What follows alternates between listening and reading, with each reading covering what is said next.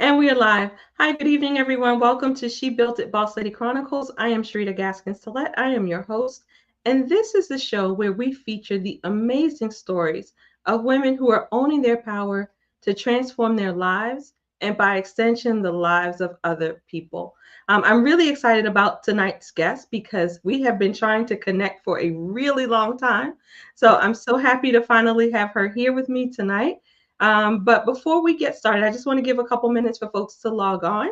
If you are watching us live, please say hi in the comments, put your questions in the comments. If you are watching the replay, hashtag replay, I still invite you to put your questions in the comments because I am happy to pass them on and I am certain that she is happy to answer them. Also, I just want to remind you that registration is still open for a weekend for me, the premier wellness experience for professional women. This year, we are going back to Grand Cayman. So we're going to be in Grand Cayman October 2nd through the 5th. We would love to have you with us. It is an absolutely fabulous, transformational experience, and Grand Cayman is gorgeous. So without further ado, I am going to introduce our guest.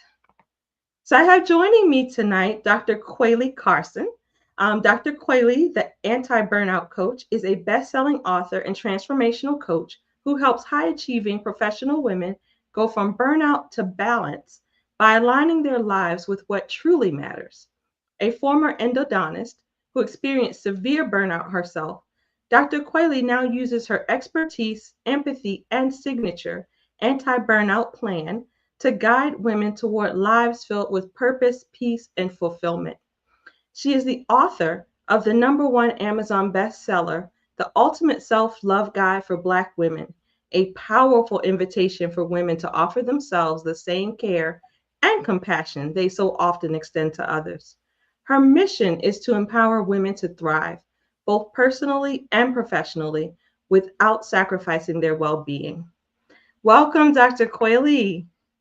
Thank you so much for having me, Dr. Sharita. Well, And it, I am it so has happy. been I know. it has I'm been a really while happy to for have us. you here because we have been trying to connect for a very long time. And so, like I said, I'm super excited. I love what you do. I love the book. Certainly I love the work.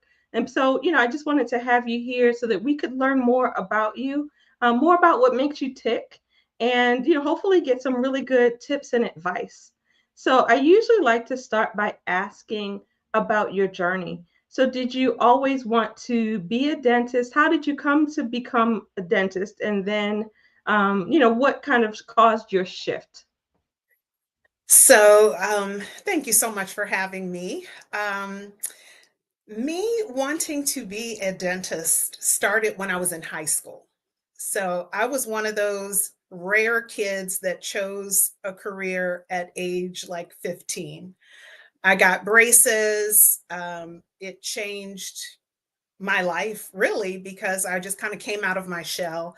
I used to walk around like this, and then Mhm. suddenly I was just showing off my teeth. So smiling and talking a lot, and so I thought I wanted to be an orthodontist and do braces. And I just kind of put the blinders on. I went to my guidance counselor, found out what I needed to do, and just got on the path. Got all the way to dental school, took my first orthodontics class, and realized I didn't like it. Okay. So it was more physics, and I was really a biology kid. Okay. So I was like, okay, well, I'm all the way here. I let me look at some other things, and so I ended up um, having a really great experience in our emergency clinic in Baltimore at the University of Maryland, where this gentleman came in and he was in all this pain. And I did a root canal, and he left and said, "I'm going to name my first child after you." Oh, wow. So that was really cool. Like, I Yeah. could use my hands to relieve someone's pain. I mean, I still think that that part of it is really cool. So then I said, well, maybe I'll be an endodontist, a root canal specialist. I applied. I did not get in my first time around. It was very, very competitive back in the day. I applied again. I got in, and then I just once again got on the path, checking all the boxes, doing what I need to do, and then became an endodontist, and then later became a board certified endodontist, which at that time, I think there were literally less than a handful of Black women board certified endodontists in the world. So that was, you know, if you're going to do it, you're going to Right, just right. go all the way. So you're a unicorn. So I'm a medical doctor, so I don't know a lot about the dental paths. So so you mentioned that you had to apply to be and to go into endodontist or whatever it is, right? You had to apply to be an endodontist. So how did that work? Is it like a residency kind of It thing? is.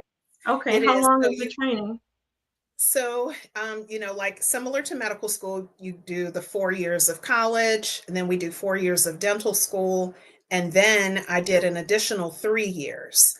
Okay, It could have been 2 years, but I wanted to get a master's degree also. My husband was in pharmacy school. We were at the University of Iowa.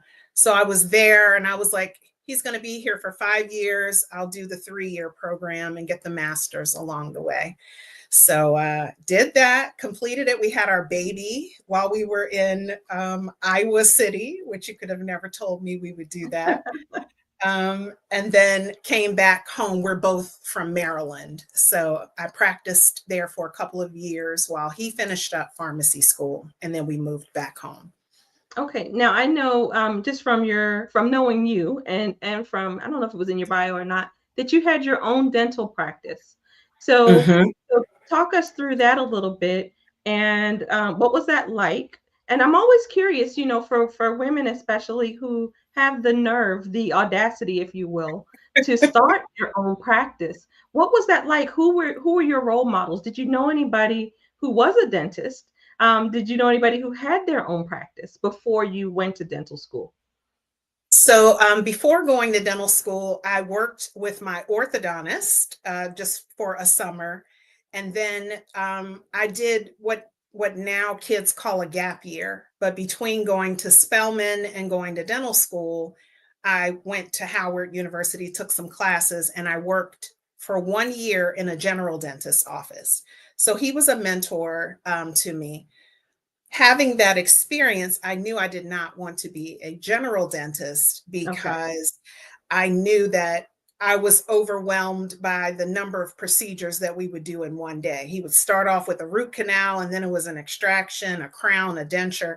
And I just wanted to be like Okay. focused on one thing and be really excellent at doing one thing. So I knew I was going to specialize. But so he was a mentor to me. I also worked for a couple years in Iowa in an endodontics practice while my husband was finishing school. So I kind of knew the inner workings of that practice. And then when we moved back here, I practiced with one of my classmates for I don't know how many years that was, but a few years before deciding that, oh, I want to have my own dream practice with my like a feminine touch. I wanted to smell good and be pretty and all the things. So I did have some idea of what to expect, but I have to tell you, it was more than a notion. Okay. It was more than what I thought. So were you able to build your dream? Were you able to physically build the practice that you envisioned? I did. I did. It was literally a pile of dirt, like the building wasn't even there. So I went through the whole construction process. I was like a project manager. I went through all the hiring of my team, all the things, all the equipment installation, even like the sprinklers. I would come in and I said, nope, you can't put that sprinkler right there because my light is going to be there. Like it was just a whole Yeah. huge project. But at the end, it was beautiful. It was just what I wanted. It was actually more beautiful than what I had planned. Hmm. And I hired really great people. So I had a great culture, all the things that I wanted, but I was working myself into the ground. Okay. So before we get to the working yourself into the ground, because this is something that we don't do. We as women don't take time to celebrate. So I want to celebrate the fact that you build exactly what you envisioned and that it turned out better than that. And I want to ask you, what did that feel like? You know, to actually see it in real life. What did that feel like? Thank you. Thank you for saying that. And thank you for asking that. I have to say, I was so excited at the beginning. And it felt exhilarating. And I was really proud of myself. My daughter was watching all of this. I was taking her, poor thing. I was taking her everywhere. So we literally went and picked a rock out of the ground before the place was even built, just to say, like, this is it. This is where we're starting, with dirt. And Mm-hmm. she watched it. So it was really beautiful. I mean, I'm glad you asked me that, because sometimes we do need to be Yeah, reminded, yeah, we because you it was know, good. There was good there before there was the other. So that's right. let's That's pause. Let's pause and celebrate that. right. And I don't regret any experiences that I've had in my life, really. I'm glad I did it. If I had never done it, I would have always been wondering, you know, oh my gosh, I wonder what would have happened if I did it. So I'm really glad I did it. I created my dream practice. Yeah, I would also think that that would be very empowering, you know, because the more we do, the more we're able to do, I think. And just Yes. knowing that you were able to create that had to have given you some sense of, well, if I could do this, I wonder what else I can do. And do hard things, right? Yes, yes, I can yes. do hard things. All right. So you built this beautiful practice, but it began to be a lot. So tell us what happened. Okay, so the first thing I should say is I was doing root canals all day. Okay. Okay, so we cannot minimize that. Like, I'm literally dealing with patients who are anxious and in pain all day, and I'm an empath. Yes, that's So hard. I'm feeling like I'm absorbing all of this energy. So that's just one piece of the puzzle, taking care of the patients. Also, I'm managing my staff. So hiring, firing, oh, these two people shouldn't work on this together, those kinds of things. I also, because I'm a specialist, need to have referring dentists. And so I have In your to spare do a lot time. of marketing. So I'm out, visiting dentists, taking brownies and donuts and all other unhealthy treats that are not good for a dentist to eat. But so all of these things are going on. And around probably year 5, I start seeing the exhaustion is happening. Mhm. Like, I'm feeling like I'm starting to break down.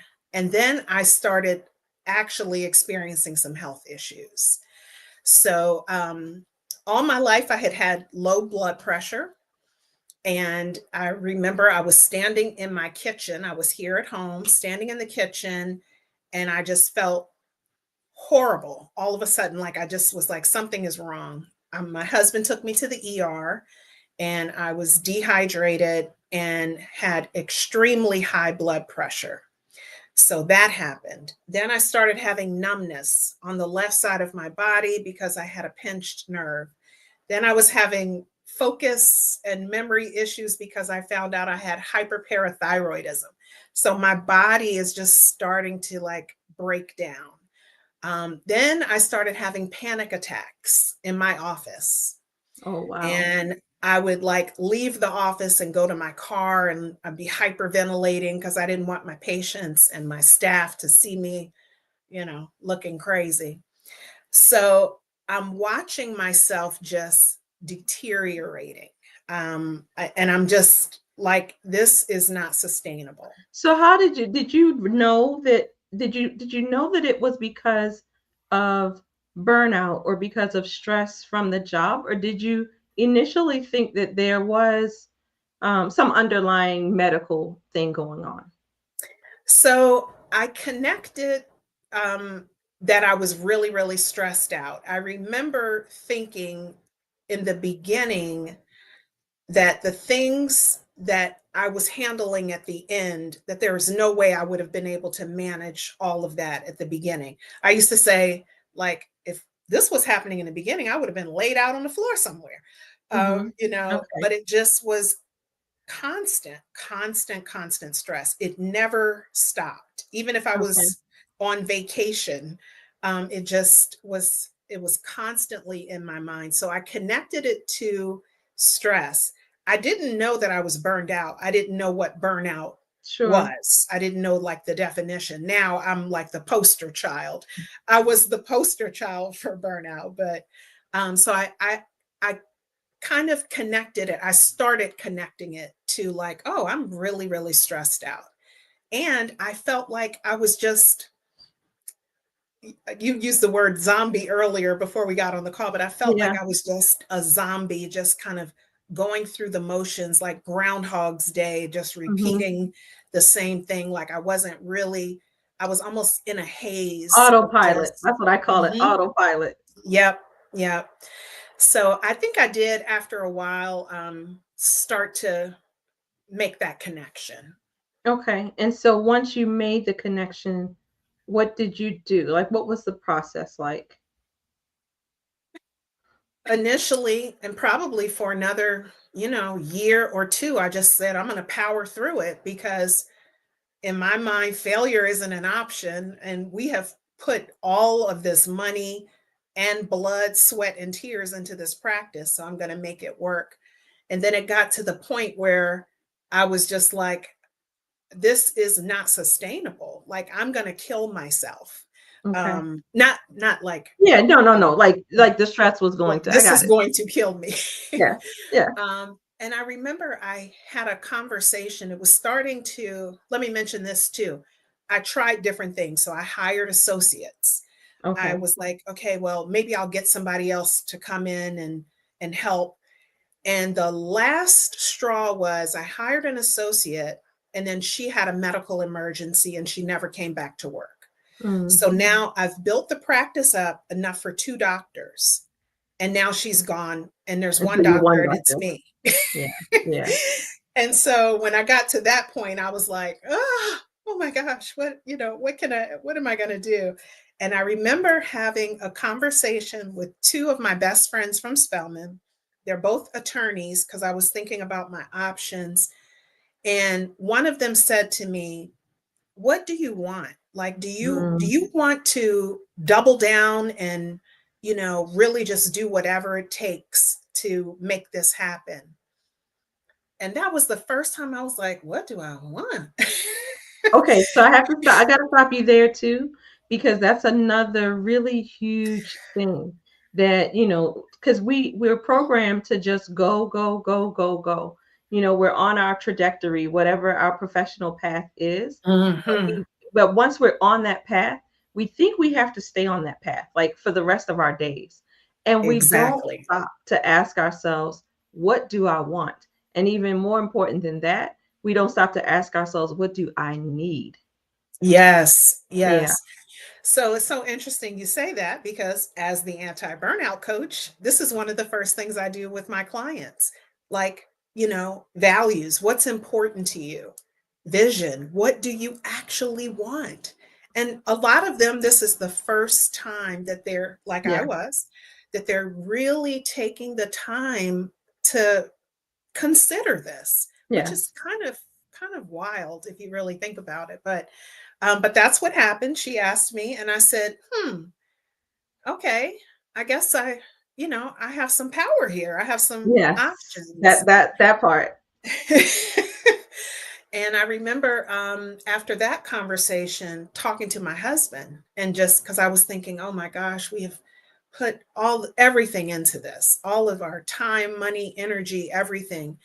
And he said, yeah, we can't keep, you can't keep living like this. And I was like, oh, okay. So this is really affecting everyone already. Yes. So at that point, we just started looking at, okay, well, what can we do? And it was a mess. It was not pretty. It was not tied up in a bow. I didn't sell and do all the things. I literally closed the practice.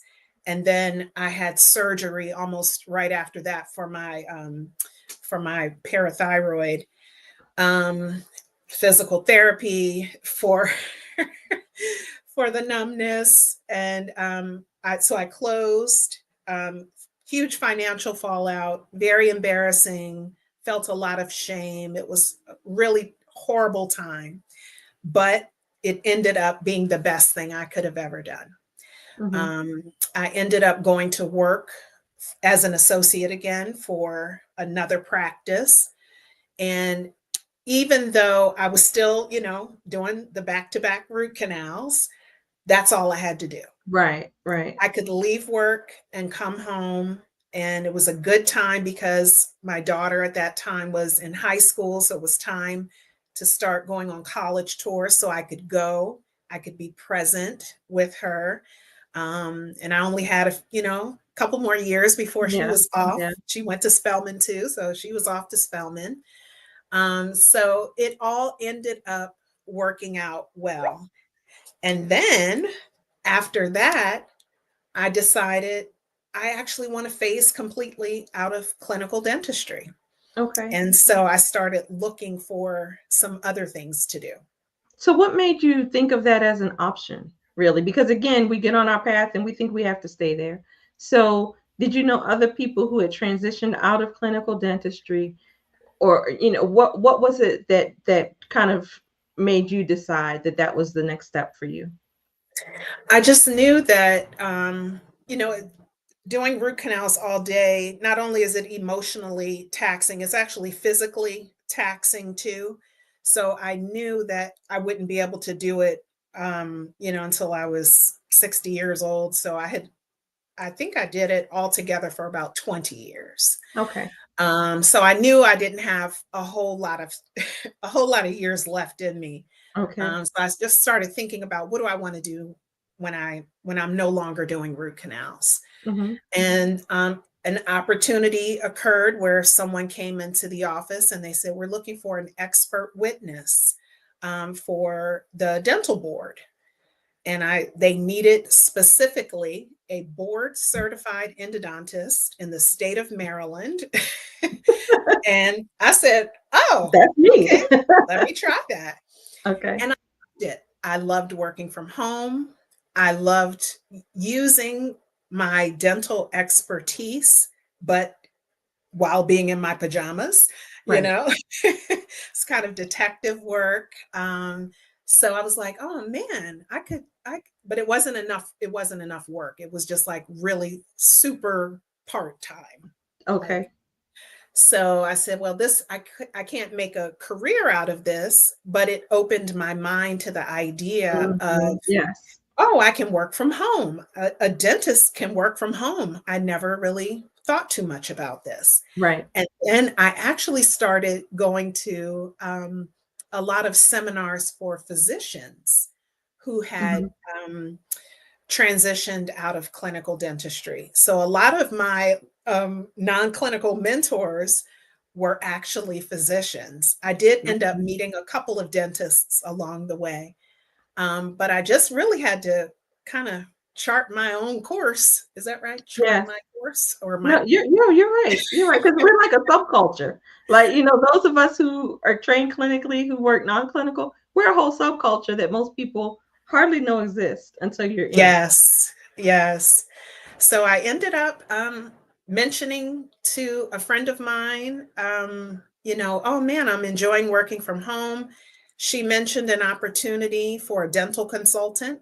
And I actually, when COVID hit, started working in that opportunity.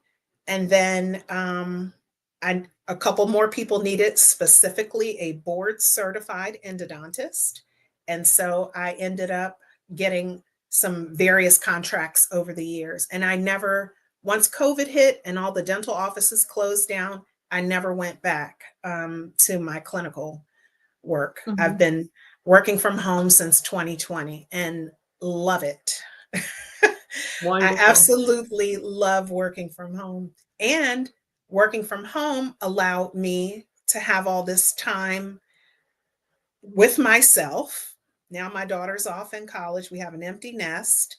And I started, I just had this mental space. And that's where I started writing the book, became a certified coach. And now I'm just kind of deciding what I want to do as it's presented to me. So they say that you are best qualified to help the person you used to be. And Yes. so I think that, when I think about you and I think about your journey, that phrase really comes to life. Hmm. Yes, and I don't work just with dentists. I've had a handful of dentists. But anyone who I was speaking is, more to the burnout piece, not so much the dentist, oh, but just that were a burned out professional. yes, yes. And now I've created you mentioned it earlier, the anti-burnout plan. So I actually have a framework that I take folks through. And so it's just really, really incredible that I get to do this work and very rewarding. Um, it's been This has been the most fulfilling 5 years of my life professionally. Like this, I'm just amazed that I am waking up doing this. That's All of awesome. it. That's awesome. And what I love about it is it's not something that you planned. It's just you just kept following the breadcrumbs, right? So one thing led Yes. to the next thing, which led to the next thing. And that's something else that we don't, we get afraid to step out on faith or step out into the next place. But there's so much out there, right? That you can't possibly conceive of. You never know what's coming. Like you had That's no right. idea that somebody was going to walk in needing a Maryland board certified endodontist, right? For non-clinical Exactly. work. No idea. But if you had stayed in your practice, there's a good chance that never would have happened. And That's you right. and even if it had, you wouldn't have been in a position to accept it. And so it's important that we give ourselves permission to explore. That we don't have to, Yes. how is it that they say it? That there are a lot of we get concerned, we get worried that our decisions are final, like we can't go back on them, and so we don't try new things because that's going to ruin my life. But there's Hmm. very few decisions that you make that you can't really walk back. It's so true. I tell my daughter this all the time. I don't really believe in failure anymore. As Yes. long as you're trying things, I don't believe that anything is a mistake. I believe it's an experience. Try Yes. it out, gather the information, see how it feels to you, and then decide. So you're on the path, you go this way, feels good, keep going that way. Doesn't, reroute, Right, you just learned a lesson, recalibrate. that way doesn't work, right? That's right. That's not failure, it's just information.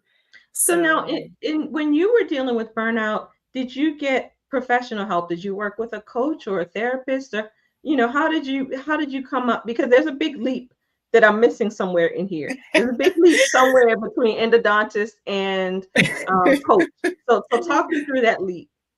so I will say I have had coaches over the years. I knew many, many years ago, when I first moved back to Maryland, that I wanted to have a life coach. So I had a life coach. I've had a Mhm. career coach because I did go through some questioning of, am I doing the right thing? I feel like there might be something else out there for me. I've had an executive coach, all very helpful. When I was going through the burnout, and I don't recommend this, but I kind of um, isolated myself. Mhm. I think many people do. I Yeah. just was trying to just make it through the day. So I really did not reach out. A lot of my family and friends didn't even know that I was going through it. I wrote the book and people read it and said, "Oh no, I'm so sorry. I had no idea all the things you were going through." But um, after I closed the practice, so after I had that conversation with my girls and then with my husband and closed the practice, um, I was actually at a graduation party for one of our friends' sons, and a good friend and sorority sister, Brianna, saw me and said, "Hey, how you doing?" And I tried to put on the mask. "Oh, I'm fine," Yeah. And she kind of was like, "Ah." She ended up calling me the next day and said, "Hey, sis, are you doing okay?" And I just, Yeah. broke down on Yeah. the phone.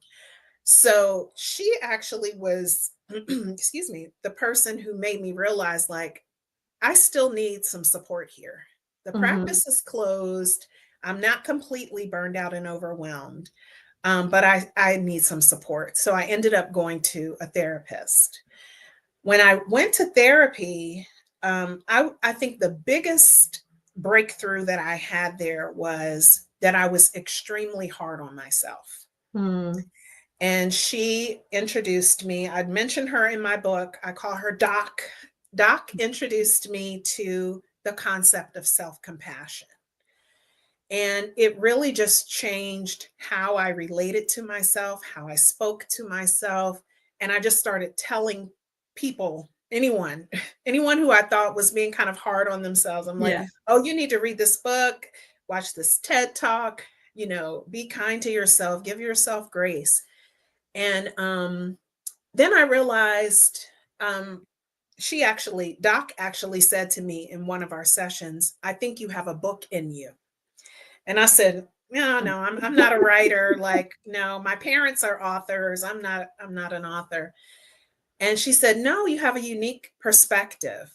And so she kind of planted this seed. So once I was telling people about self-compassion all the time, I said, "I want to write a book for Black women." I think Black women were so phenomenal, so sharp, so hardworking, all the things, and so hard on ourselves. Yes.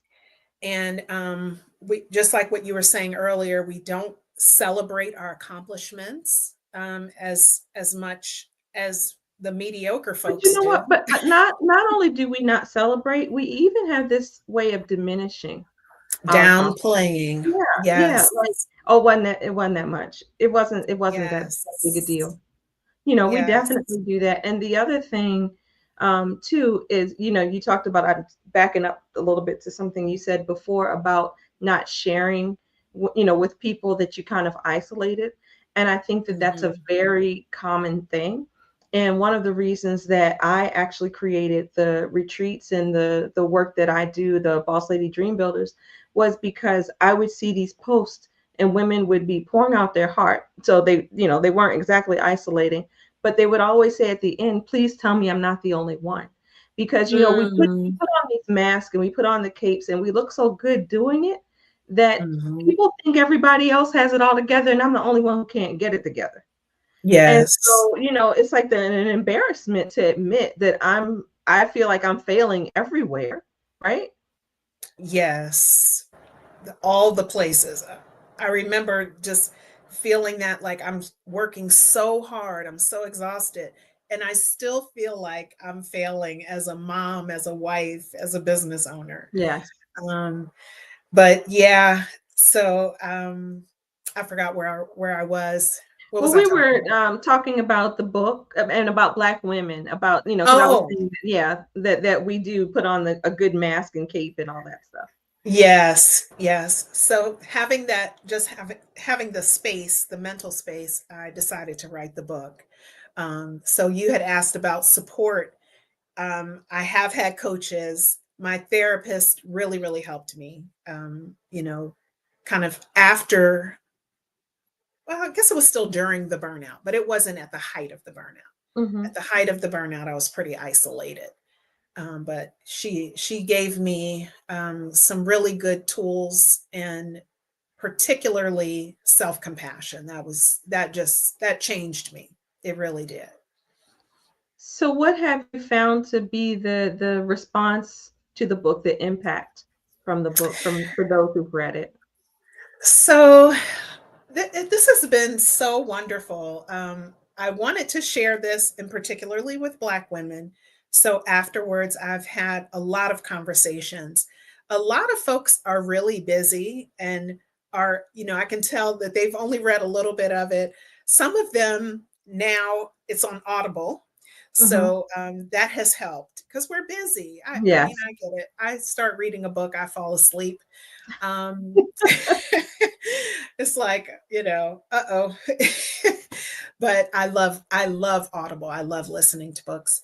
But once I started having conversations after the book was released, that's when I realized I really wanted to go a little deeper with the information that was in the book and present Okay. it in a different format.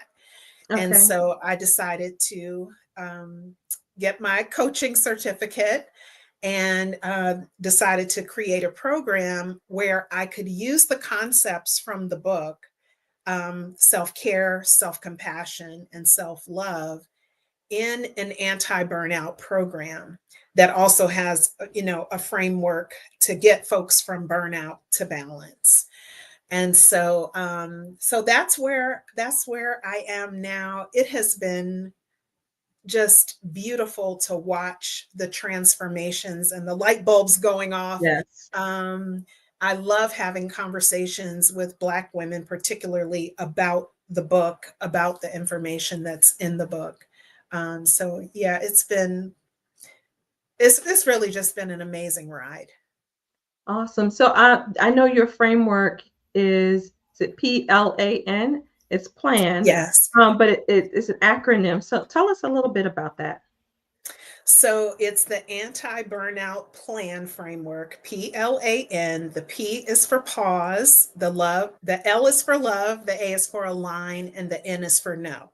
So we start with pausing, and that is like breathing. Hmm. I Yes. wasn't breathing, which is why I think I had the panic attacks. I literally didn't take a deep breath for a year. So breathing and just taking some time to slow down, pause, breathe, and then reconnect with our core values. So once you know what your values are, like what is important to me, you can kind of filter your decisions about what you're going to Yes. do in your life based on your values. So that's the pause. Love is loving yourself and loving your life. So this is all about self-compassion, self-love, and creating a vision for your life that you will love. And knowing that you're worthy of Yes. having the life that you will love. And then the A is for align. So now we know what our values are, we know what our vision is, and now it's time to do the practical part. How are we going to design our lives in such a way that we're honoring our values, that we are honoring our vision, our priorities, the stuff that matters to us, not Yes. what everyone else wants, not what's important to everyone else and what they think we should do. Right. What do we want? So now we design our ideal daily schedule, kind of design our lives around what's important to us. And then the N is no, saying no, setting boundaries, saying no to others so that you can say yes to yourself. We actually create a no thank you list. And so at the end of this, they actually have a physical plan in a book. They have Hmm. a values, vision, schedule, and a no thank you list. And they can go back and tweak. Sure. They can Sure. also do Because it it changes. digitally. It It changes. changes. You have different seasons of life. So your values when your kids are little might be one thing, and when you're an empty nester might be something else.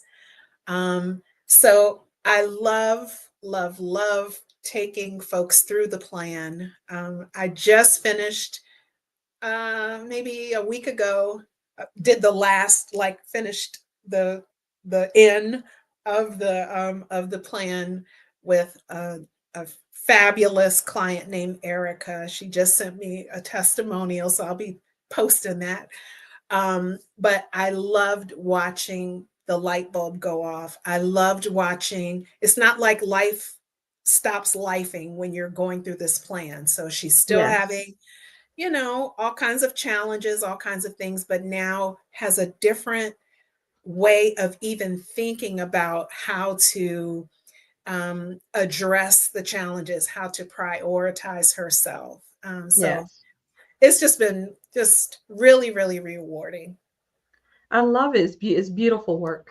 So tell us if we're Thank you. interested in if oh you're very welcome. If we're interested in working with you, how do we do that? The best way to reach me is just my website, kwelicarson.com, KWELICARSON.com. And there's a lot of different things on that website, but the best way is to set up a clarity call with me, where we can kind of talk through what is going on and what I might be able to help with, and I can walk through the plan. There are also some free resources. The book is on. This is my book, The Ultimate Self-Love Guide for Black Women. So the link for the Amazon link is on there, but also there is an ebook link that's on there. And then there's also an anti-burnout guide. So some free resources, some paid things like my book, and then also clarity call. So whatever feels right for them.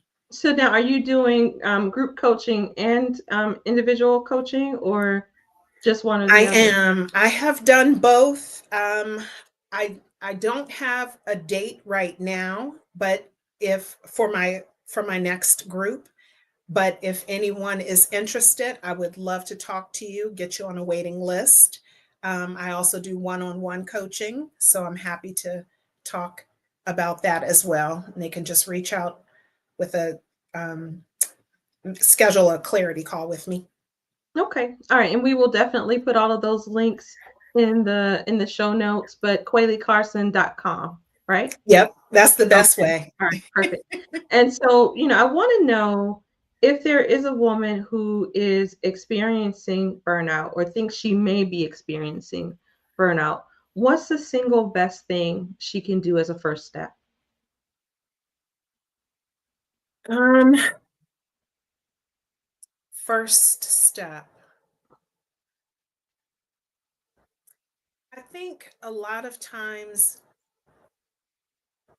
we do not consider what is really happening to us.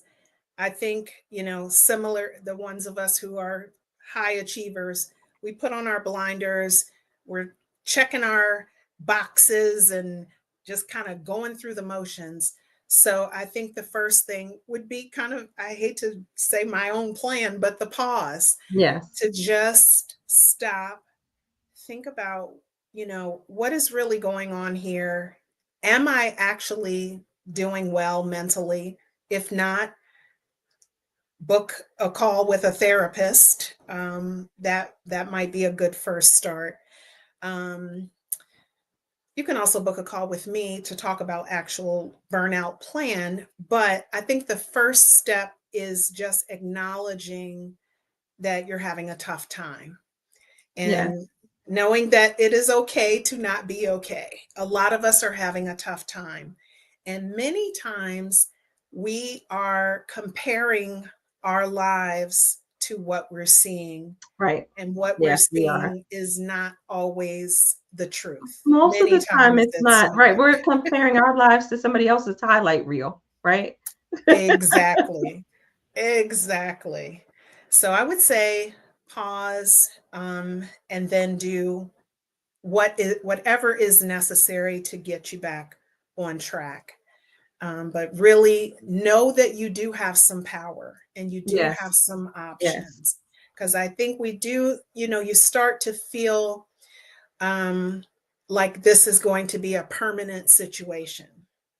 And Right. oh, I just, depending on what you've done, I know a lot of physicians and dentists who have a lot of student loans and they Hmm. just feel locked in like, oh, there's Right. nothing that I'm going to be able to do. And that is not the truth. Right. That It's a is, story. that It's a is, story we tell ourselves. yes, Yeah. yes. I know it. I know it all too well. That was the story that I had told myself before I Hmm. left my practice. I said, "There's nothing else that I will ever be able to do that's going to pay these loans. But I didn't bother to investigate, right? I never looked to see what other options might be. And so we have Hmm. to, be careful about those assumptions that we make because they may be holding us back from a beautiful life. Absolutely. Absolutely. And one more thing I'll say about that. I think we are kind of all in people. And Hmm. so we're not used to dipping a toe in something and trying it out.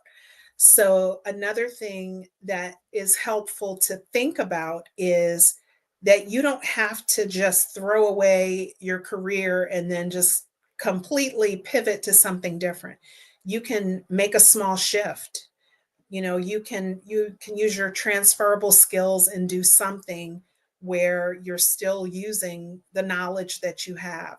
You can Yeah. do a little side gig, like my expert witness work. You can do something and see, oh, well, that's interesting, or oh no, I don't like that either. But I think we are so used to being on this path that has all of the mile markers there for us. And so now Right. folks feel a little bit lost, like, well, what am I supposed to do next? And there's no supposed to do. It's Yeah. just Yeah.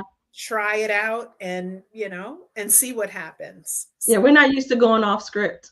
that's But right. and we don't know that we can actually write our own story. That's the bottom Yes. line. We do have a question in the comments for you. Somebody asked if you've spoken to dental students about these issues as a preventive measure for burnout. So thank you for the question, Christy Hay, my link sister. So, Dr. Hay, yes, I actually have, not on a large scale though. I have spoken to, I have several mentees, and I have almost felt a little, um, it's a little sticky for me to talk to someone who's so excited about dentistry Mhm. and Yeah. then to tell my story to them. But I do talk to them about keeping their options open. I have been really real with a few of them.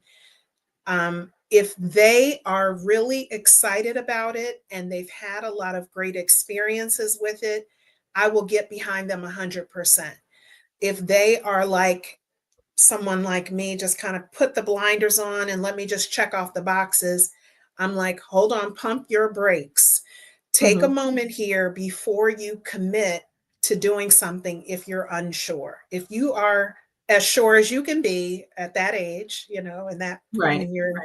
in your career, then go for it and I will help you in every way possible. So I have spoken to some individual dental students, but nothing on a larger scale. I think they do need to know about the potential for burnout, and so that's Yes. that's a good thought.